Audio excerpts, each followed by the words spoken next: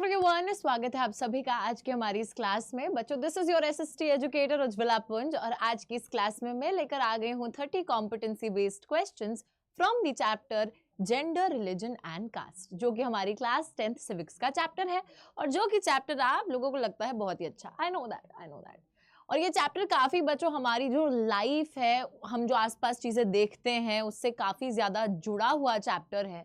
We see communalism around us, we see a gender division around us, we see a caste based distinction, or we have seen a caste based difference distinction around us, so we know about these things. But हाँ, तो उसी चीज के बारे में ही chapter है और आज बहुत सारे हम ऐसे क्वेश्चंस अटेम्प्ट करेंगे जिसमें हमें काफी मजा भी आएगा और जो एग्जाम पॉइंट ऑफ व्यू से काफी ज्यादा इंपॉर्टेंट है। कौन से exam? Board exam point of view से। तो चलिए फटाफट से अपनी इस क्लास को करते हैं चालू और सबसे पहले अपने फर्स्ट क्वेश्चन पर आ जाते हैं। देखिए बच्चों, क्या है क्वेश्चन है इक्वल वेजेस एक्ट क्या सिग्निफाई करता है? इक्वल वेजेस यानी कि बराबर दिहाड़ी मिलना। किसको बराबर दिहाड़ी मिलना? औरत और आदमी को। Okay, so what does it signify? Law that deals with family related matters? No. Law provides that equal wages should be paid for equal job for both men and women. ये बिल्कुल करेक्ट है। ठीक है। Act that signifies all work inside the home is done by the women या radical law against the discriminatory attitude? बिल्कुल नहीं। ठीक है बच्चों, तो बेसिकली सिंपल सा हमारा इक्वल वेजेस एक्ट है। ये एक ऐसा कानून है जो कि बात करता है इक्वल वेजेस की, इक्वल दिहाड़ी, जो कि किसको? औरत और आदमियों को मिलनी चाहिए। यानी कि अगर कोई बराबर काम कर रहा है तो इट डज नॉट मैटर कि which gender do they belong to, कि वो एक आदमी है या औरत है, इट शुड नॉट मैटर। काम बराबर है तो पैसा भी बराबर ही मिलेगा। ऑल राइट, आगे देखते हैं नेक्स्ट सेकेंड क्वेश्चन पे। सेकेंड क्वेश्चन पे चलते हैं और सेकेंड क्वेश्चन में पूछा गया है कि the human rights groups in our country have argued that most of the victims of communal riots in our country are. Human rights group जो हमारे देश में है उन्होंने आर्ग्यू करा है कि मैक्सिमम जो कम्युनल राइट्स के विक्टिम है, यानी कि बच्चों जब कम्युनल राइट्स होते हैं, दंगे फसाद होते हैं आपके धर्म को लेकर, तो उसके मैक्सिमम विक्टिम्स कौन है? कौन विक्टिमाइज्ड है इन कम्युनल राइट्स की वजह से? Women, religious extremes, religious minorities या फिर रिलीजियस मेजॉरिटीज? तो यार कम्युनल राइट्स धर्म के बेसिस पे जब दंगे होते हैं तो सबसे ज्यादा टारगेट किया जाता है रिलीजियस माइनॉरिटीज को, यानी कि धार्मिक रूप में जो लोग अल्पसंख्यक हैं, जो कम है नंबर्स में, उनको सबसे ज्यादा टारगेट करा जाता है। उन्हीं के खिलाफ जो है ये दंगे करे जाते हैं। ठीक है, चलिए नेक्स्ट क्वेश्चन पे चलते हैं। थर्ड क्वेश्चन यहां पे पूछा जा रहा है Which among the following statements about India's constitution is wrong? यानी कि इनमें से कौन सी स्टेटमेंट भारत के संविधान को लेकर गलत है? सबसे पहली स्टेटमेंट है कि हमारा जो कॉन्स्टिट्यूशन है it prohibits discrimination on the grounds of religion. धर्म के नाम पर डिस्क्रिमिनेशन को प्रोहिबिट करता है, डिस्क्रिमिनेशन को रोकता है, जो कि बिल्कुल सही बात है। बच्चों आप लोगों को पता होगा कि जो भारतीय संविधान है वो धर्म के बेसिस पे डिस्क्रिमिनेशन नहीं होने देता। नेक्स्ट चीज है gives official status to one religion. हमारा जो संविधान है वो ऑफिशियली एक धर्म को एक स्टेटस देता है कि ये हमारा ऑफिशियल धर्म है देश का। ऐसा बिल्कुल भी नहीं है, तो ये डेफिनेटली रॉन्ग है स्टेटमेंट। आगे देखते हैं। Provides to all individuals freedom to profess any religion. सारे ही लोगों को प्रोवाइड करता है कि लोग जो हैं किसी भी धर्म में मान सकते हैं, किसी भी धर्म को प्रैक्टिस कर सकते हैं definitely. And it ensures the equality of citizens within religious communities. धर्म के अंदर धार्मिक जो समुदाय हैं अलग अलग, उसके अंदर भी जो लोग हैं उनके पास इक्वालिटी होनी चाहिए रिलीजियस मैटर्स में भी, सो वो भी इंश्योर करता है। तो बाकी तीन स्टेटमेंट्स तो बिल्कुल सही हैं, बट जो स्टेटमेंट गलत है हमने बता दिया है कि ऑफिशियल स्टेटस किसी एक धर्म को देना, तो ऐसा हमारा संविधान बिल्कुल भी नहीं करता है बच्चों। चलो ऑल राइट, फोर्थ क्वेश्चन एक हमारा शॉर्ट आंसर क्वेश्चन है और यहां पे पूछा गया है कि what is communal politics. Communal politics क्या होती है? तो देखिए बच्चों पहले रीड कर लेते हैं, देन आई विल एक्सप्लेन। लिखा है कि when the demands of one religious group are formed in opposition to another and when the state power is used to establish the domination of one religious group over the rest, this manner of using the religion in politics is called the communal politics. बच्चों basically communal politics और कुछ नहीं है। जब आप धर्म को politics में, जब आप धर्म को राजनीति में इस्तेमाल करते हो या राजनीति इस हिसाब से करते हो कि एक धर्म को फेवर करते हो, बाकी धर्मों के खिलाफ जाते हो, तो वो होती है कम्युनल पॉलिटिक्स। क्योंकि हम सभी को पता है कि जो टर्म है कम्युनलिज्म शब्द का ही ये मतलब है कि आप रिलीजन जो है, जो धर्म है, उसको प्रिंसिपल बेसिस मान रहे हो हर चीज का, उसी को ही लेकर चल रहे हो, उसी को ही सब कुछ मान रहे हो, तो definitely communal politics is also based on that when you are getting religion into politics. धर्म को आप राजनीति का हिस्सा बना रहे हो या धर्म को राजनीति में लेकर आ रहे हो। तो यहाँ वही बोला जा रहा है कि जब एक धार्मिक समूह की कुछ ऐसी मांगे बनती हैं जो कि किसी धर्म के बिल्कुल खिलाफ होती हैं, या फिर जब स्टेट पावर, सरकारी ताकत का इस्तेमाल करा जाता है एक धर्म की डोमिनेंस को, एक धर्म के प्रभुत्व को एस्टैब्लिश करने के लिए दूसरे धर्म के खिलाफ, तो ये बेसिकली कम्युनल पॉलिटिक्स होती है। ऑल राइट, नेक्स्ट पे चलते हैं। नेक्स्ट यहाँ पर एक बच्चों क्वेश्चन आप लोगों को दिख ही रहा है, 5th क्वेश्चन है, और इसमें आप लोग देख सकते हैं कि ये इमेज है, और इस इमेज के अंदर आपको दिख रहा है कि पीछे से क्या बात हो रही है। Oh she doesn't work, she is a housewife. So as you can see इस पिक्चर के अंदर बच्चों एक रूरल एरिया की पिक्चर सी दिख रही है, और यहाँ पर एक ये अंकल जो हैं ये तो आराम से अपना लेटे हैं, पसर के बैठे हैं, और ये जो औरत है ये देखिए बच्चों को भी संभाल रही है, अपना एक बच्चा उसकी गोदी में है, एक बच्चा साथ में है, वो जो है यहाँ पे सर पे मटके भी लेके और काम सारा वही कर रही है। तो ये क्या है बच्चों, फ्यूअल वुड वही लेके जा रही है, मटके वही, मतलब घर का जो काम है, डोमेस्टिक वर्क जो है वो सारा वही कर रही है, और इसी को हम लोग सेक्सुअल डिवीजन ऑफ लेबर बोलते हैं। सेक्सुअल डिवीजन ऑफ लेबर का मतलब है कि जब आप सेक्स के बेसिस पर कि मेल क्या है फीमेल क्या है उसके बेसिस पे आप ये चीज बोल देते हो कि what work has to be done by the male sex and what work has to be done by the female sex. So it is always considered कि जो मेल सेक्स है, जो आदमी लोग हैं वो बाहर जाके घर से काम करेंगे, जो औरतें हैं उनका घर का काम करना फर्ज है, यानी कि घर पे बच्चों को संभालना, खाना बनाना, कपड़े धोना, ठीक है, बर्तन धोना, तो ये सारा काम औरत का है, यही चीजें मानी जाती हैं। तो this is the sexual division of labour जो कि हमें इस पिक्चर में क्लियरली दिख रहा है। चलिए, नेम 3 इंपॉर्टेंट लीडर्स, ये हमारा 6th क्वेश्चन है कि हमें 3 लीडर्स के नाम बताने हैं who have worked for the elimination of the caste inequalities in India। तो भारत में जो जातिवाद चलता था या जाति के बेसिस पे जो असमानताएं चलती थी, उन असमानताओं को हटाने के लिए हमारे कौन से ऐसे लीडर्स हैं जिन्होंने काम करा है। So I will tell you about the leaders. Those 3 leaders are, सबसे पहले आप इनका तो नाम जानते ही हैं,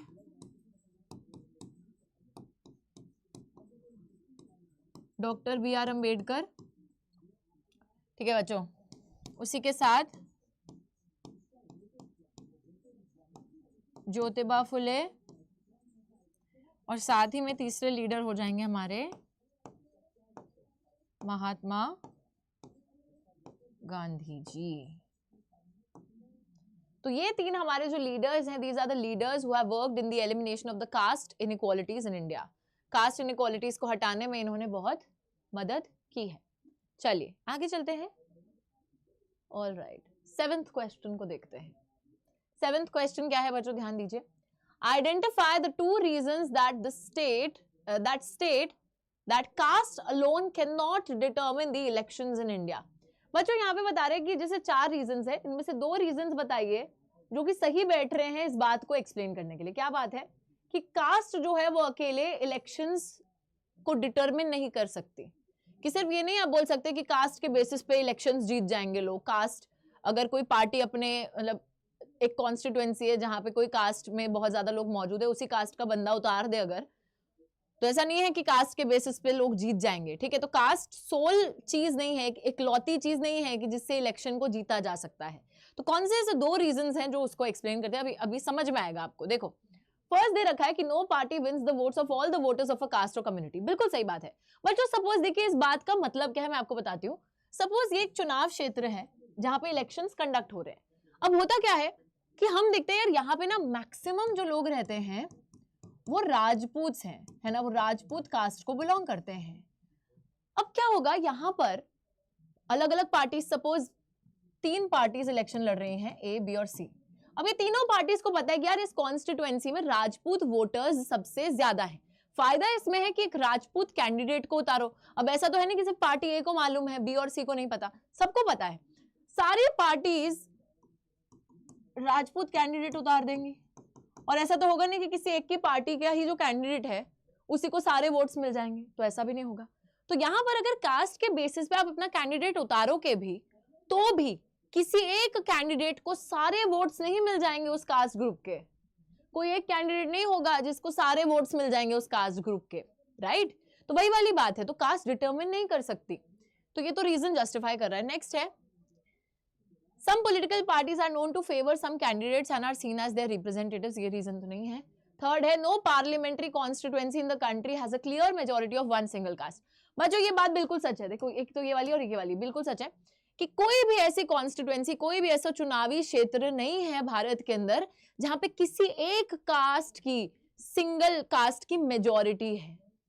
ऐसा कोई चुनावी क्षेत्र नहीं है.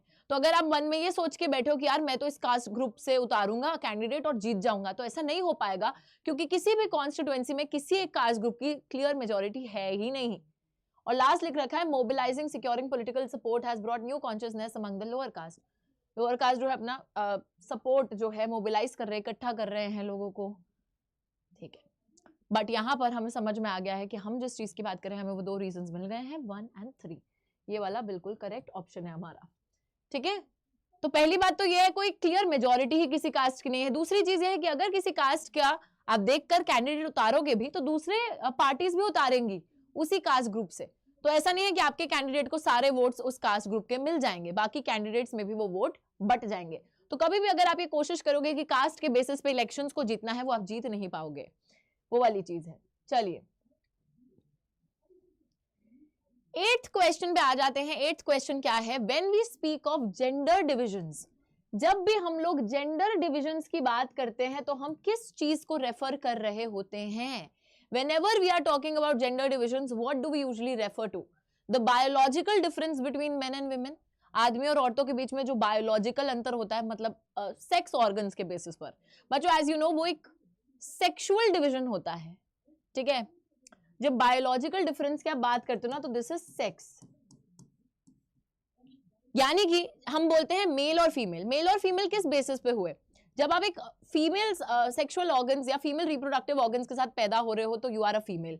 जब आप एक मेल रिप्रोडक्टिव ऑर्गन्स के साथ पैदा हो रहे हो you are a male. But that difference is natural. वो एक बायोलॉजिकल डिफरेंस है जिसको हम सेक्स बोलते हैं, male sex female sex. But what is not natural is the gender. Gender जो है बच्चों, gender is not natural because it has been created by the society. इसको समाज ने बनाया है, ये नेचुरल नहीं है. ठीक है, now that is why, yes, what is gender? Gender is the unequal roles that are assigned by the society to men and women. जब आपने ये बोल दिया मेल सेक्स तो नेचुरल था, फीमेल सेक्स भी नेचुरल था, पर फिर जब आपने ये बोल दिया कि आदमी रोएगा नहीं, औरत रोएगी, औरत को घर का काम करना है, आदमी बाहर जाके काम करेगा, है ना, ज्यादा सुपीरियर आदमी औरतें, आपने जो है खेलने में भी, खिलौनों में भी भेदभाव कर दिया. लड़की को बारबी का सेट पकड़ा दिया और किचन सेट पकड़ा दिया, और लड़के को वहीं पे वो दे रहे हो आप गाड़ियां चलाने के लिए, रिमोट कंट्रोल कार, प्लेन, है ना, क्या क्या. तो यहीं पर आपने बचपन में ही डिवीजन चालू कर दिया, वही आपने वहीं से जेंडर को क्रिएट करना चालू कर दिया बच्चों. तो ये समाज क्रिएट करता है जब अनइक्वल रोल्स आदमी और औरतों को असाइन करे जाते हैं उस बेसिस पर. Alright, so I hope this thing is very very clear to all of us. चलिए नेक्स्ट है हमारा 9th question. which of the following divisions is unique to India? इनमें से कौन सा ऐसा डिवीजन है जो कि इंडिया के लिए काफी ज्यादा यूनिक है, काफी ज्यादा बस मतलब यूनिक का मतलब है कि सिर्फ भारत में ही पाया जाता है और कहीं नहीं पाया जाता. तो बच्चों ये डिफरेंस है हमारा जेंडर, कास्ट, इकोनॉमिक या religious division. It is definitely the caste division. तो जो कास्ट बेस्ड डिस्क्रिमिनेशन था, भेदभाव जो हुआ करता था कास्ट के, जाति के बेसिस पर, जातिवाद, ये सिर्फ और सिर्फ only in India. Not a thing to be proud of, but yes, ये सिर्फ और सिर्फ भारत में ही पाया जाता है और वर्ल्ड में कहीं और कास्ट बेस्ड डिवीजन नहीं है. Okay, alright. 10th क्वेश्चन पे चलते हैं. What is the 10th question? Let's look at it. Which of the following is not a cause of communalism? इनमें से कौन सी चीज कम्युनलिज्म का कारण नहीं है? कम्युनलिज्म को एक तरीके से कम्युनलिज्म की तरफ हमें लेके नहीं जा रहा. चलो पढ़ते हैं. Religion is taken as the basis of the nation. बच्चों ऑब्वियसली जब आप ये मानने लगोगे कि धर्म की वजह से ही देश बना है, या धर्म जो है it is the sole thing that has created a nation, तो definitely that is causing communalism, क्योंकि कम्युनलिज्म में आप यही तो मानते हो कि धर्म ही सब कुछ है, तो ये तो कॉज ऑफ कम्युनलिज्म है। दूसरी चीज है when one religion is discriminated against the other, एक धर्म के लोग दूसरे के साथ भेदभाव कर रहे हैं या दूसरे को कम मान रहे हैं, कमतर मान रहे हैं, तो दैट इज ऑल्सो कम्युनलिज्म। यहाँ पे पढ़िए, state has no official religion, अगर आपके देश की सरकार का कोई भी ऑफिशियल रिलीजन नहीं है, that is definitely not causing communalism. ये आंसर बिल्कुल सही है। स्टेट का कोई ऑफिशियल रिलीजन ना होना, अगर ऑफिशियल रिलीजन होता तो वो एक कॉज ऑफ कम्युनलिज्म होता, लेकिन यहां पर बोला गया है कोई ऑफिशियल रिलीजन नहीं, तो definitely that is not a cause of communalism. And last चीज है कि demands of one religious group are formed in opposition to another, एक धर्म के लोग दूसरे धर्म के लोगों के खिलाफ बहुत सारी ऐसे उन्होंने चीजें फॉर्म कर ली हैं अपने दिमाग में कि दूसरे धर्म के लोग तो ऐसे होते हैं वैसे होते हैं, स्टीरियोटाइप्स, प्रेजुडिस है ना, वो सब बना लिया है, तो वो भी एक कॉज ऑफ कम्युनलिज्म है। तो ये सब कॉज ऑफ कम्युनलिज्म है, जो नहीं है वो है ये। ठीक है, चलो नेक्स्ट क्वेश्चन पे आते हैं। I think this is our assertion reason based question. Okay, yes, alright. 11th question पे आ गए हैं और assertion रीजन वाला क्वेश्चन है। 11th क्वेश्चन में assertion को पढ़ लेते हैं। Sex selective abortion led to a decline in the sex ratio in India. बच्चों, हमारे भारत देश में बहुत ही बढ़िया तरीके से सेक्स सिलेक्टिव अबॉर्शन हुआ करता था और शायद आज भी कहीं ना कहीं इलीगली जरूर होता है। बहुत बारी मैंने सुना भी है, देखा भी है आजू बाजू से अपने। सेक्स सिलेक्टिव अबॉर्शन का मतलब है although it is very illegal in India to know the sex of the child before birth, है ना, लेकिन बहुत लोग ये करवाते थे। क्यों करवाते थे? क्योंकि अगर उन्हें पता चलता था कि यार लड़की पैदा होने वाली है तो वो पहले ही उसको अबॉर्ट करा देते थे। लड़का पैदा होने वाला है तो ठीक है, हमारे तो घर का वंशज जाने वाला है ना। तो ये सेक्स सिलेक्टिव अबॉर्शन की वजह से डेफिनेटली हमारा सेक्स रेशियो कम हो रहा था इंडिया में, तो दैट इज डेफिनेटली ट्रू। इसमें थोड़ा सा कलर चेंज करेंगे हम, यहाँ पे ब्राइट दिखाएंगे आपको, ठीक है, रेड से लिखते हैं।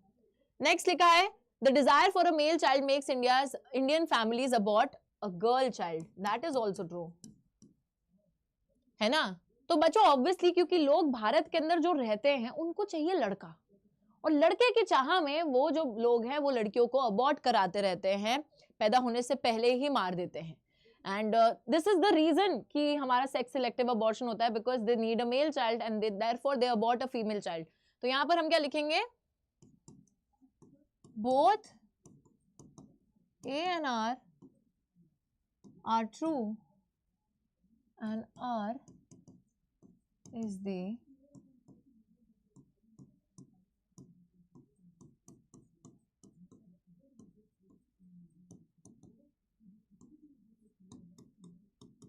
R is also the correct explanation of A. Okay, चलो, oh, all right. Next question पे चलते हैं. This is the 12th question. Assertion दे रखा है the universal adult franchise gives the right to vote to everyone. Definitely. The right to vote should be, बच्चों definitely right to vote to everyone मिलता है, हर किसी को voting right देता है universal adult franchise. This is definitely true, but हाँ above 18 years ये भी criteria है, हर किसी को बराबर वोटिंग राइट मिलता है, लेकिन 18 साल से ऊपर भी आपका होना चाहिए। रीजन दे रखा है कि right to vote should only be given to people of upper caste and class for taking a wise decision.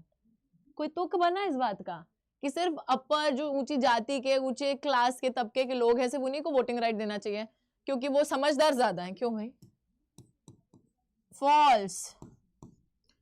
तो यहाँ पे डेफिनेटली यूनिवर्सल एडल्ट फ्रेंचाइज बच्चों सभी का वोटिंग राइट देता है who are above the age of 18 years and irrespective of their gender, caste, class, whatever, because everyone is wise enough. If you are above 18 years of age, you know कि what kind of a leader do you want, you can elect, right?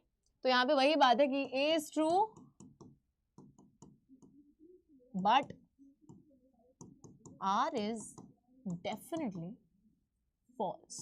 A is true but R is false. All right, चलो let's move on. Let's move on to the 13th question and let's look at the assertion. Equal Remuneration Act of 1976 provides that equal wages should be paid for equal work irrespective of the gender and caste. बोला जा रहा है कि equal remuneration act जो थी वो ये बोल रही है कि इक्वल वेजेस देनी चाहिए इक्वल वर्क के लिए, कोई भी जो बराबर काम कर रहा है उसको सबको बराबर वेज देनी चाहिए irrespective of gender and caste. अब बच्चों यहाँ पे कास्ट ऐड करा गया है जिसको हम इग्नोर कर देंगे क्योंकि I think equal wages act इसलिए आई थी बेसिकली क्योंकि जेंडर के बेसिस पे एक डिवीजन होता था कि सेम काम के लिए आदमी को ज्यादा पैसा मिलता था, औरत को कम मिलता था, तो it should have been irrespective of the gender. लेकिन यहाँ पे इन्होंने कास्ट भी लिख दिया है, इट्स ओके मतलब कास्ट के बेसिस पे भी नहीं करता कोई डिस्टिंक्शन इक्वल रेम्यूनरेशन एक्ट, सभी कास्ट को बराबर ही पैसा मिल रहा है वहां पर। बट हाँ, कास्ट के बेसिस पे वैसे बात नहीं होती, तो ये क्यों इसको हम हटा ही देते हैं, लेट्स जस्ट राइट ट्रू। किसी के बेसिस पे भेदभाव नहीं करता है although the equal remuneration act, but हाँ बेसिकली आया जेंडर के डिस्टिंक्शन को हटाने के लिए था कि ऐसा नहीं है कि आदमियों को ज्यादा पैसा और औरतों को कम, है ना, दोनों को बराबर मिलना चाहिए। रीजन दे रखा है कि because women are physically weak so they are righteously paid less than men. यहाँ फॉल्स मैं ही लिख देती हूँ। बच्चों डेफिनेटली महिलाएं फिजिकली वीक हैं, but why is that? Physically औरत वीक क्यों है? क्योंकि वो एक नेचुरल डिविजन है, भगवान ने बनाया ऐसा है कि हाँ हम उतने मस्कुलर नहीं हैं, वो सब नहीं है, बट जो एक औरत कर सकती है वो आदमी नहीं कर सकता, जो आदमी जिस सेंस में स्ट्रांग हो सकता है उतने स्ट्रेंथ में औरत स्ट्रांग नहीं हो सकती, तो that is something natural. But that does not mean कि जहां पर इक्वालिटी चाहिए, हम ये थोड़ी कह रहे हैं, औरतें ये थोड़ी बोल रही है कि हम एक बॉक्सिंग रिंग में खड़ा कर दो, हम भी ढिशुम ढिशुम करेंगे, मारेंगे पीटेंगे, नहीं। जिस सेंस में वीक है वो वीक है, वो एक नेचुरल डिस्टिंक्शन है। बट जो चीज नेचुरल नहीं है, जब बराबर का काम कर रहे हैं तो फिर बराबर का पैसा भी मिलना चाहिए, है ना, तो वो वाली चीज है। तो this is definitely false, this is true. Alright, let's move on to the next question. Communalism is based on the idea that religion is the principal basis of social community. बिल्कुल सही बात है। कम्युनलिज्म बच्चों इसी idea पे based है कि धर्म जो है उसी की वजह से समाज बना है, धर्म से ही समाज बना है, डेफिनेटली ट्रू। एंड रीजन दे रखा है कि caste should be kept away from politics, जो जाति है उसको पॉलिटिक्स से दूर रखिए, परे रखिए, है ना, कास्ट को पॉलिटिक्स से दूर रखना चाहिए, वैसे तो ट्रू है, दोनों चीजें ट्रू है। बट हाँ, the reason is not the correct explanation of A. Both A and R are true, but R is not the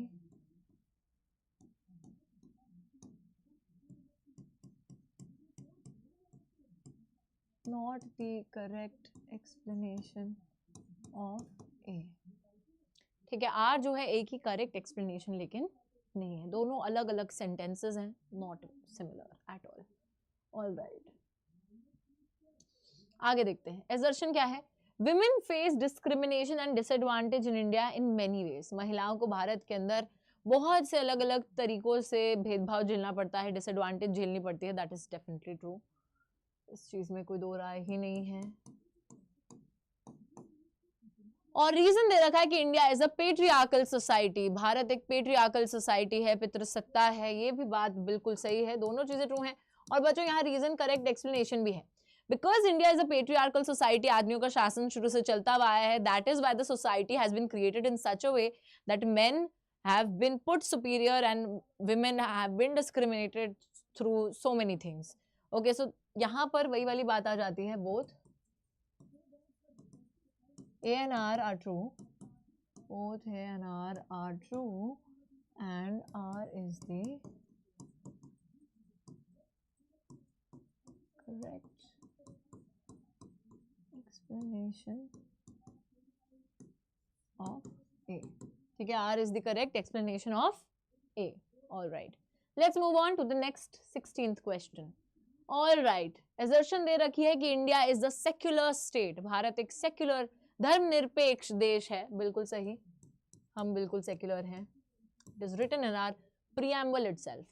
reason दे रखा है कि the constitution gives freedom to everyone to profess, practice, propagate any religion without prejudice और discrimination, this is also true. बच्चों हमारे संविधान के अंदर सभी लोगों को ये आज़ादी मिल रखी है कि अगर कोई इंसान किसी भी धर्म में मानना चाहता है, विश्वास रखना चाहता है, उसकी रिलीजियस प्रैक्टिसेस को फॉलो करना चाहता है, उसको फैलाना चाहता है, तो वो कर सकता है, ठीक है। तो ये भी बात बिल्कुल ट्रू है, दैट इज वाई, बिकॉज यही रीजन है कि सबको ये फ्रीडम दी गई है, that is why India is a secular state. तो यहाँ पर वही लिखेंगे कि both A and R are true,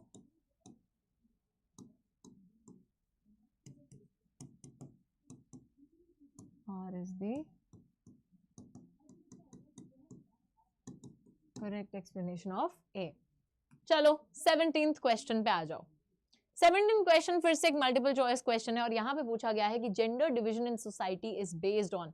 बच्चों जो हमारी सोसाइटी के अंदर जेंडर डिवीजन है, मेल और फीमेल का जो हमने समाज ने जो क्रिएट करा है, किस बात पे क्रिएट करा है? Social expectations, stereotypes, both and B, none of these. तो बोथ एंड बी यहाँ पे करेक्ट ऑप्शन है, सोशल एक्सपेक्टेशंस और स्टीरियोटाइप्स। पर जो हम लोग स्टीरियोटाइप बना देते हैं कि औरत है तो वो ऐसी है, आदमी है तो वो ऐसा ही है, ऐसा ही होना चाहिए, डिविएट मत कीजिए। कुछ सामाजिक एक्सपेक्टेशंस है कि औरत है तो उसको घर संभालना है, उसको इमोशनल होना है ना, आदमी है तो वो रोएगा नहीं, है ना। तो वो एक स्टीरियोटाइप है, एक एक्सपेक्टेशन है समाज की, जिसने वो एक जेंडर डिवीजन को क्रिएट कर दिया है और ऐसा ही समाज हो गया है। अब क्या ही कर सकते हैं। चलो 18th क्वेश्चन क्या है? Okay, Dash are those laws that deal with family related matters such as marriage, divorce, adoption, inheritance, etc. ऐसे कौन से कानून होते हैं जो फैमिली रिलेटेड मैटर्स से डील करते हैं? जैसे बच्चों हम बात कर रहे हैं धार्मिक रूप से, है ना। धार्मिक रूप से ऐसे कौन सी चीजें होती हैं? जैसे मैरिज, डिवोर्स, अडॉप्शन, इनहेरिटेंस से डील करने वाले वो होते हैं हमारे फैमिली लॉज। ठीक है, फैमिली लॉज बोलते हैं इनको हम लोग। फैमिली लॉज डील करते हैं फैमिली रिलेटेड मैटर से। रिलीजन के अंदर ही फैमिली लॉज होते हैं, हर रिलीजन के अपने अलग। ऑलराइट, ओके, क्या ही क्वेश्चन है, ये तो सभी को पता है। The system in which the father is known as the head of the family. ऐसा सिस्टम जिसमें पापा जो हैं वही हैं हेड ऑफ द फैमिली, तो this is definitely patriarchy. 20th question, Which of the following statements are true regarding communal politics? Communal politics के हिसाब से कौन सी statements बिल्कुल सही हैं? Okay, सबसे पहला है state power is used to establish the domination of one religious group over the rest. सरकार की शक्तियों का इस्तेमाल करा जाता है एक धार्मिक ग्रुप की डोमिनेशन को एस्टैब्लिश करने के लिए ओवर द रेस्ट। तो ये तो बिल्कुल ट्रू है, तो ये तो ट्रू है। नेक्स्ट है beliefs of one religion are presented as superior to the other religion. एक धर्म की जो मान्यताएं हैं उनको ज्यादा सुपीरियर दिखाने की कोशिश करी जाती है दूसरे धर्मों के कंपैरिजन में। डेफिनेटली ये भी कम्युनल पॉलिटिक्स है। तीसरी चीज है communal politics is based on the idea that religion is the principal basis of the social community. This is also true कि धर्म ही है जिसने समाज बनाया है, धर्म प्रिंसिपल बेसिस है। दिस इज ऑल्सो ट्रू, तो सही बात है। ऑल ऑफ द अबव, यहां पर जब हम कम्युनल पॉलिटिक्स की बात करेंगे तो all of the above statements are definitely true. Next, okay, next is Dash used to say that religion can never be separated from politics, and he also believed that politics must be guided by ethics drawn from religion. कौन कहता था कि धर्म जो है वो कभी भी राजनीति से अलग नहीं हो सकता है, और ये भी मानते थे कि पॉलिटिक्स हमेशा उन एथिक्स पे बेस्ड होनी चाहिए जो आप रिलीजन से ड्रॉ करते हो। धर्म से आप जो भी वैल्यूज लेकर आते हो, बच्चों धर्म हम लोगों को बहुत अच्छी अच्छी वैल्यूज सिखाता है ना। तो उन वैल्यूज से आपको मतलब वो वैल्यूज इनकॉर्पोरेट करनी चाहिए पॉलिटिक्स में। ये बात करते थे गांधी जी। हम लोगों को बहुत बारी लगता है कि यार गांधी जी ये क्यों बोल रहे हैं कि धर्म को पॉलिटिक्स से सेपरेट मत करो। वो ये नहीं कह रहे हैं कि धर्म को पॉलिटिक्स में ले आओ कि अपने धर्म की बात करो, दूसरों को डिस्क्रिमिनेट करो। वो ये कहते हैं कि हर धर्म जो है समाज के अंदर, चाहे कोई भी धर्म हो, हर धर्म लोगों को कुछ वैल्यूज सिखाता है, कुछ बहुत अच्छी वैल्यूज सिखाता है। उन वैल्यूज को पॉलिटिक्स में इनकॉर्पोरेट कीजिए एंड पॉलिटिक्स को बेहतर बनाइए, not to discriminate anyone on that basis. Communalism की बात नहीं करते वो। चलो नेक्स्ट क्वेश्चन है इक्वल रेम्यूनरेशन एक्ट कौन से साल में आई थी जिसने बोला था कि इक्वल वेजेस इक्वल वर्क के लिए मिलनी चाहिए? तो definitely it came in the year 1976। याद रखिएगा बच्चों, वेरी वेरी इंपॉर्टेंट, 1976 की equal remuneration act. Alright, let's move on. अब हमारे थोड़े लॉन्ग आंसर आ जाएंगे यहाँ questions. Okay okay okay, how much representation do local governments provide for women in India? कितनी रिप्रेजेंटेशन मिलती है लोकल गवर्नमेंट्स महिलाओं को? कितनी रिप्रेजेंटेशन देती हैं? 1/3 seats, right? Okay, define a feminist. Who is a feminist? A man or a woman who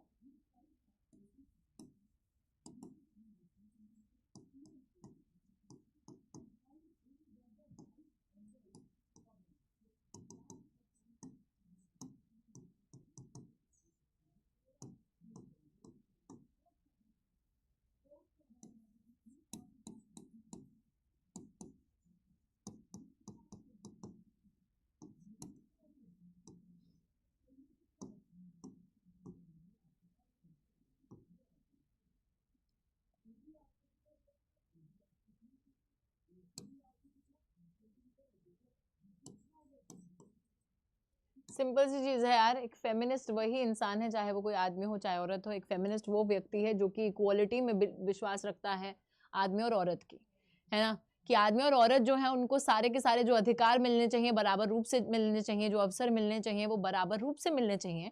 और चाहे वो कोई भी इंसान हो जो इस particular equality of the genders में विश्वास रखता है, उसको हम लोग फेमिनिस्ट बोल सकते हैं, which I think everyone should B.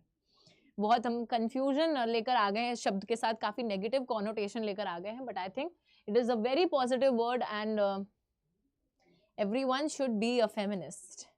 Alright, चलिए नेक्स्ट क्वेश्चन पढ़ते हैं। The government of India gives holidays for the festivals of most of the religions, why is it so, give your point of view. तो यहाँ बोला जा रहा है कि हमारी जो सरकार है, भारत की सरकार, वो मैक्सिमम जो अलग अलग धर्म के फेस्टिवल्स त्योहार वगैरह होते हैं सब पे छुट्टी देती है। क्यों देती है? किसी एक धर्म के त्योहार पे छुट्टी देना क्यों देती है बच्चों? सिंपल सी चीज है, because India is a secular country और सेक्युलर स्टेट। कोई भी ऑफिशियल रिलीजन हमारे देश का नहीं है। हम किसी भी रिलीजन की सुपीरियोरिटी में विश्वास नहीं रखते, सभी धर्मों को बराबर रूप से देखते हैं। हम एक धर्म निरपेक्ष देश है। हर किसी को ये आज़ादी दी गई है कि लोग अब किसी भी धर्म को मान सकते हैं, प्रैक्टिस कर सकते हैं, फैला सकते हैं, या फिर अगर कोई किसी धर्म को नहीं भी मानना चाहता, किसी भी धर्म को नहीं मानना चाहता, तो yes you are allowed to do that. साथ ही में कॉन्स्टिट्यूशन जो है डिस्क्रिमिनेशन को प्रोहिबिट करती है on the basis of religion. तो धर्म के नाम पर आप किसी के साथ भेदभाव नहीं कर सकते, डिस्क्रिमिनेट किसी को भी नहीं कर सकते, ठीक है। सो दैट इज वाई, क्योंकि हम सारे रिलीजन्स को बराबर तोलते हैं, कोई हमारा ऑफिशियल रिलीजन नहीं है, सबको आजादी है, जो धर्म मानना है मानो, नहीं मानना मत मानो, कोई डिस्क्रिमिनेशन को अलाउ नहीं करते। दैट इज द रीजन कि हम लोग हर धर्म के फेस्टिवल्स की छुट्टियां देते हैं। चलिए नेक्स्ट, यहां लिखा है describe the adverse effects of caste in politics in India. बच्चों अगर पॉलिटिक्स के अंदर कास्ट लाई जाएगी तो उसका एडवर्स इफेक्ट यानी कि उसकी डिसएडवांटेज क्या होगी, क्या दिक्कत आएगी उस चीज से? Disadvantage of bringing caste in politics. देखो बड़ी सिंपल सी बात है कि political parties try to use caste to gain votes. They promise to take care of the interests and demands of different castes. It leads to conflicts and tensions among the various caste groups. तो एक तो इससे ये चीज हो रही है कि जब political parties definitely caste use करती हैं वोट वगैरह गेन करने के लिए, लेकिन इससे होता क्या है, बहुत बारी कास्ट ग्रुप्स के बीच में आप एक तरीके से हेट्रेड बढ़ा रहे हो, उनके बीच में लड़ाई झगड़े, टेंशंस, हेट्रेड, उसको इंक्रीज कर रहे हो। साथ ही में बच्चों देखो देखो एक और बहुत ही इंपॉर्टेंट रीजन है,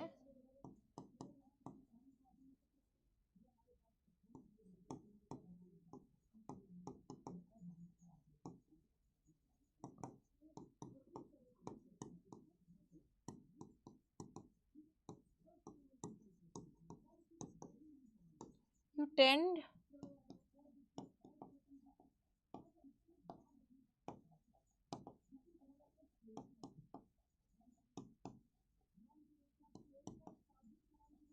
other important issues that country faces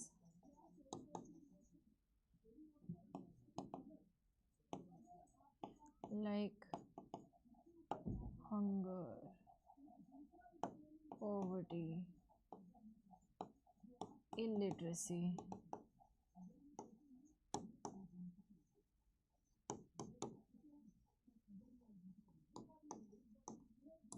तो यार देखो बड़ी सिंपल चीज है कि जब आप कास्ट कास्ट कास्ट करते रहोगे ना पॉलिटिक्स के अंदर की जाति जाति जाति जाति या धर्म, कोई किसी भी चीज को पॉलिटिक्स में ला रहे हो, तो इस केस में आप जो बाकी इंपॉर्टेंट मुद्दे जो देश को सराउंड कर रहे हैं, जिन पे शायद हमें ज्यादा ध्यान देने की जरूरत है, तो शायद जो हमारे लिए इंपॉर्टेंट चीजें हैं, जैसे देश में गरीबी, देश के अंदर भुखमरी की अगर कोई स्थिति है, देश के अंदर अगर अनपढ़ता ज्यादा फैली हुई, लिटरेसी है, लोग पढ़ लिख उतना नहीं रहे, या फिर बेरोजगारी है, तो इन सब बहुत ही इंपॉर्टेंट इश्यूज को हम लोग कहीं ना कहीं इग्नोर कर रहे होते हैं, और जो बेफालतू के इश्यूज हैं, रिलीजन, कास्ट, इन सब चीजों पे फोकस कर रहे होते हैं, which is not a focus, ठीक है, which should not be a point of focus, it should not be that important. There are other several problems that are facing the nation, उन चीजों पे डील कीजिए, ना कि इन ट्रिवियल इश्यूज पर, जो जिससे और हेट रेट भी क्रिएट हो।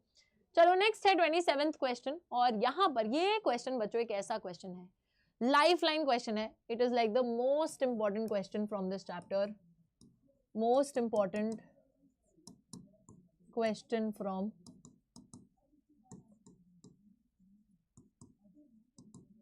this chapter, this chapter, इसको जरा मैं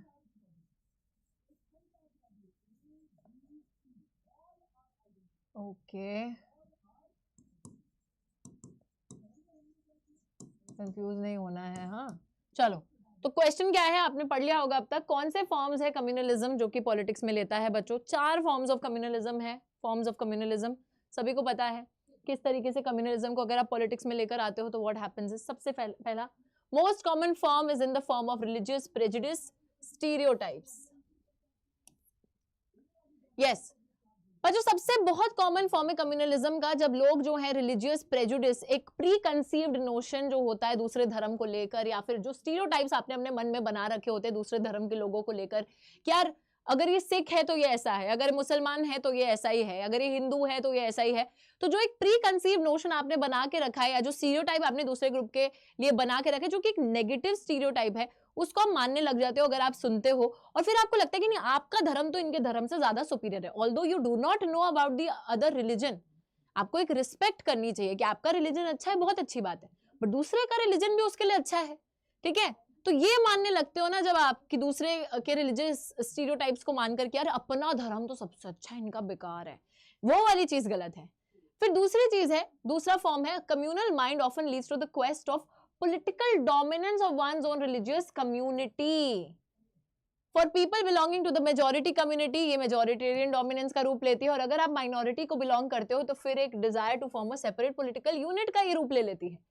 अब क्या होता है, अगर आपका एक communal mind है, अगर आप एक communal दिमाग के साथ function करते हो, लाइफ में चलते हो, तो आपको ये लगता है कि यार अब हमें ना, क्योंकि हम धर्म ही धर्म को मानते हैं, धर्म ही सब कुछ है, तो अब हमें क्या करना है, अपने धर्म की डोमिनेंस को एस्टैब्लिश करना है, पॉलिटिकली राजनीतिक रूप से कब्जा करना है, और अपने धर्म की जो प्रभुत्व है, अपने धर्म की जो डोमिनेंस है उसको हमें एस्टैब्लिश करना है।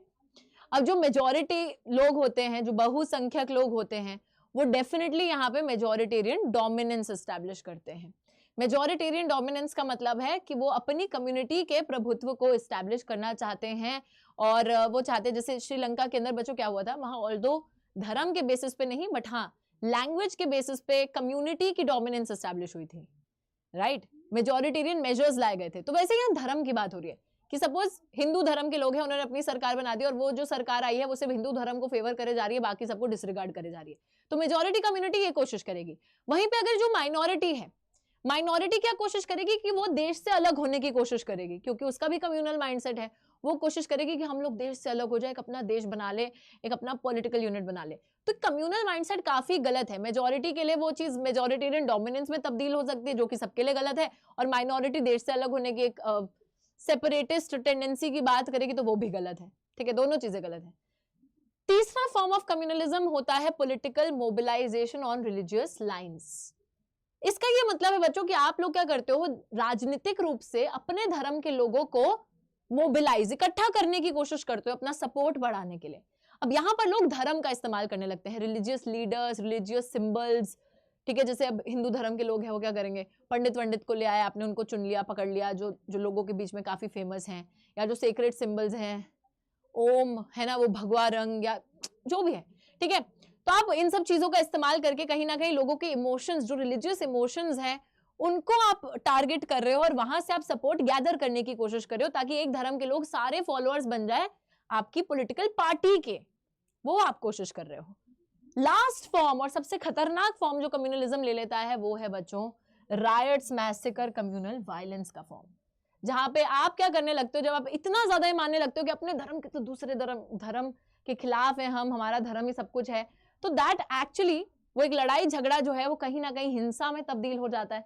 जब आप दूसरे लोगों को मारने लग जाते हो, हिंसक होने लग जाते हो, उनके साथ दंगे फसाद हो जाते हैं, दूसरे लोगों की हत्या करने लग जाते हो, तो दिस ऑल हैपेंस। और ये जो कम्युनल रायट्स हैं पार्टीशन के टाइम पर भी हुए थे हिंदू और मुसलमान के बीच में, ठीक है। बहुत ही गलत बात है, डेफिनेटली जान जाती है लोगों की, किसी का कोई फायदा तो होता नहीं है इस चीज से, बट हाँ, ठीक है। और नेक्स्ट पे चलते हैं, हमारा 28th question, how does caste get politicized? Caste के अंदर पॉलिटिक्स कैसे आ जाती है? हर कास्ट ग्रुप ट्राई करता है to become bigger by incorporating within its neighbouring caste और sub caste which were earlier excluded from it. हर कास्ट ग्रुप बच्चों क्या कोशिश कर रहा है कि हम और बड़ा कास्ट ग्रुप बन जाए, और बड़ा कास्ट ग्रुप बन जाए, जो हमारी सब कास्ट है उनको भी अपने साथ शामिल कर लें, जो हमारी नेबरिंग कास्ट है, जो थोड़ी जुड़ी हुई कास्ट है उनको भी अपने साथ शामिल कर ले, जितना एक्सपैंड कर सकते हैं उतना एक्सपैंड कर लें। Various caste groups are required to enter into a coalition with other caste or communities and thus enter into a dialogue and negotiation. बहुत बारी caste groups एक गठबंधन बना लेते हैं दूसरे caste groups के साथ dialogue और negotiations के through, and new kinds of caste groups have come in the political arena. तो politically अगर हम देखें तो नए नए caste groups भी हमको देखने को मिले, जैसे backward caste, forward caste groups। तो आपको पता है ना बच्चों की, जैसे अगर हम BSP बहुजन समाज पार्टी की बात करें तो वहां पर क्या करा गया है, एक तरीके से उसी कास्ट सेंटिमेंट को टारगेट किया जाता है और सारे जो बैकवर्ड कास्ट ग्रुप्स हैं उन सभी को साथ में लाया जाता है। बोला जाता है कि ये जो पार्टी बनी है ये सारे बैकवर्ड कास्ट के लिए बनी है, तो सबको आपने ग्रुप कर दिया कि कोई अगर धार्मिक रूप से माइनॉरिटी है, कोई SC है, ST है, OBC है, जो है सबके लिए पार्टी बनी है। तो आप क्या कर रहे हो, अपने कास्ट ग्रुप को एक्सपैंड करने की कोशिश कर रहे हो और उस चीज पे आप सपोर्ट गेन करने की कोशिश कर रहे हो from all the different variety of caste, है ना, है कि नहीं? बिल्कुल। नेक्स्ट देखिए 29th क्वेश्चन यहाँ पर है कि what is the sexual division of labour and mention the main demands of the world wide women's agitations. यानी कि महिलाओं ने जो वर्ल्ड वाइड कुछ धरने प्रदर्शन करे हैं जहां पे उन्होंने अपनी डिमांड्स आगे रखी हैं, तो उनकी भी बात कीजिए। और साथ ही में ये जो सेक्सुअल डिवीजन ऑफ लेबर है, what is that, talk about that also. Okay, sexual division of labour का मतलब होता है the division of work on the basis of the gender difference and according to this concept all the house work responsibility of bringing up children is the women's work and बाकी जो बाहर जाने का काम है, पब्लिक स्फेयर का काम है, वो मेन्स वर्क है ना बच्चों। तो यहाँ वही बात हो रही है कि सेक्सुअल डिवीजन का यही मतलब होता है कि जेंडर के बेसिस पे आप डिस्टिंग्विश कर देते हो मेल सेक्स फीमेल सेक्स के साथ, या gender male gender female gender के लिए अलग अलग काम है, और सारा घर का काम डोमेस्टिक वर्क जो है वो महिला के लिए है, और घर से बाहर अगर जाने का कोई काम है तो वो आदमी का काम है। Women all over the world, और महिलाओं ने क्या डिमांड करा है ऑल ओवर द वर्ल्ड। उन्होंने बच्चों सबसे पहले तो देखिए, आप सभी को पता है कि वर्ल्ड वाइड बहुत जगहों पर रेवोल्यूशंस हुई हैं, हर चीज हुई है, बट बहुत बाद में चल के महिलाओं को वोटिंग राइट मिले हैं। तो कहीं लंबे समय से महिलाएं जो हैं बराबर के मत देने के अधिकार के लिए लड़ाई कर रही थी, लड़ाई झगड़े हो रहे थे, बट काफी टाइम के बाद जाके महिलाओं को इक्वल वोटिंग राइट्स मिले हैं। ऑल्दो हर जगह पर पहले ये होता था कि जो आदमी है जिनके पास प्रॉपर्टी है या तो उनको राइट मिलता था, या फिर एक ऐसा भी टाइम आया कि प्रॉपर्टी हटा दी कि सिर्फ आदमियों को वोटिंग राइट मिलेगा, बट महिलाओं को वोटिंग राइट बहुत बाद में जाके मिला है। बल्कि जो फेमिनिस्ट मूवमेंट्स भी चालू हुई थी इनिशियली, वो इसी वोटिंग राइट की डिमांड से चालू हुई थी कि महिलाओं को वोटिंग राइट्स चाहिए थे। आगे देखते हैं, enhancement of political and legal status of women. महिलाओं के पॉलिटिकल और लीगल स्टेटस के और एनहांस करना और ज्यादा बेहतर बनाना। Improvement of educational and career opportunities for women. महिलाओं के लिए जो एजुकेशनल या करियर अपॉर्चुनिटीज हैं उनको और बेहतर बनाना। तो ये सारी कुछ डिमांड्स थी महिलाओं के एजुटेशंस की जो उन्होंने वर्ल्ड वाइड करी हैं। ऑलराइट, आगे देखते हैं। Mention any 3 constitutional provisions that make India a secular state. Bharat को एक सेक्युलर स्टेट बनाने के लिए 3 कॉन्स्टिट्यूशनल प्रोविजंस को मेंशन कीजिए। कौन सी ऐसी 3 संवैधानिक प्रोविजंस है जिन्होंने इंडिया को एक सेक्युलर स्टेट बना दिया है? तो बताएंगे हम क्या है। The Constitution of India does not give special recognition to any religion and there is no state religion in India. तो बच्चों देखिए, सेक्युलर स्टेट बनाने के लिए सबसे पहली चीज तो ये है कि हमारे संविधान के अंदर कोई स्टेट रिलीजन नहीं है, कोई भी हमारे देश का धर्म नहीं है जिसको हमने ऑफिशियल धर्म या स्टेट रिलीजन कुछ बनाया हो। जैसे अमेरिका में क्रिश्चियनिटी है, श्रीलंका में बुद्धिज्म है, इंडिया के अंदर ऐसा कुछ भी, कोई धर्म को ऐसा औहदा नहीं दिया गया, सब धर्म बराबर है। सारे इंडिविजुअल्स कम्युनिटीज को फ्रीडम दी गई है to practise profess propagate any religion. किसी भी धर्म को मान सकते हो, फैला सकते हो, प्रैक्टिस कर सकते हो, all of that. And constitution ने बैन लगाया है कि अगर आप रिलीजन के ग्राउंड पे डिस्क्रिमिनेशन करोगे तो दैट इज डेफिनेटली इलीगल। ठीक है, तो बैन लगा हुआ है उस चीज पे, you can not discriminate on the grounds of religion. साथ ही में संविधान के हिसाब से स्टेट जो है, जो सरकार है, वो भी आपके रिलीजियस मैटर्स में इंटरफेयर नहीं कर सकता है, दखलंदाजी नहीं दे सकता है till the time to promote religious equality. ठीक है बच्चों, अगर धर्म के अंदर कोई असमानता हो रही है, धर्म के नाम पे कोई चीज गलत हो रही है, तब तो सरकार घुसेगी ही घुसेगी। लेकिन उसके अलावा सरकार का कोई लेना देना नहीं है आपके धर्म से।